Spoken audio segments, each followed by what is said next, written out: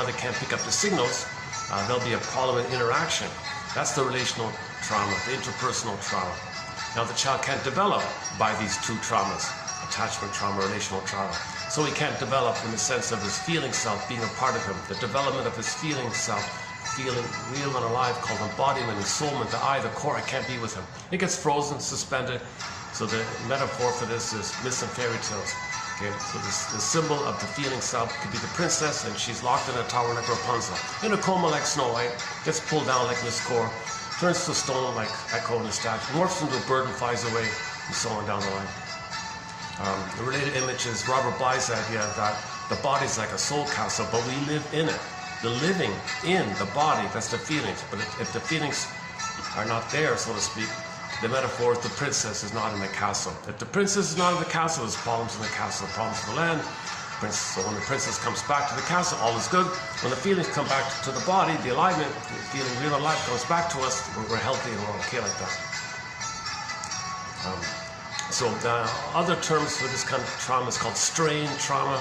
The constant misattunements, like a strain or ambient, the environment's kind of tense for the child.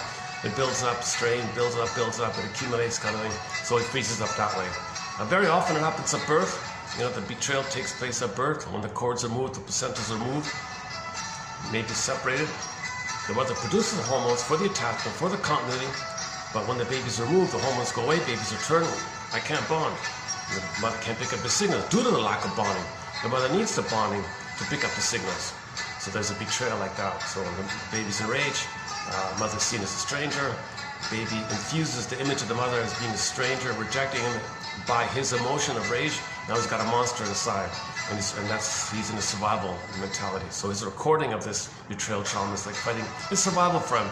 But due to his small size, mother's the giantess, things are exaggerated, primary process mentation. The baby projects his rage onto the mother, mother's enraged. Baby needs to take it, mother needs to take it. Now it's got some kind of monster of the id inside. What's the id? The elementary basis of the unconscious.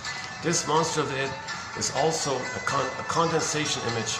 If the baby picks up the mother's monster of the id, but the baby's creating his own monster of the id, and you take all these elements of the baby's rage rebounding in, because mother didn't understand the baby's rage as an SOS for love, so rebounded in. So the baby's anger at himself, hurting himself, angry at himself, the underpinning of it is the cry for love for mother. To maintain the hope of the cry for love for mother, he's got to hate himself.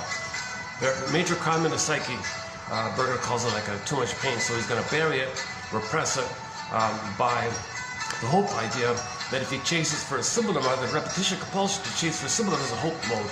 The hope mode is the sugar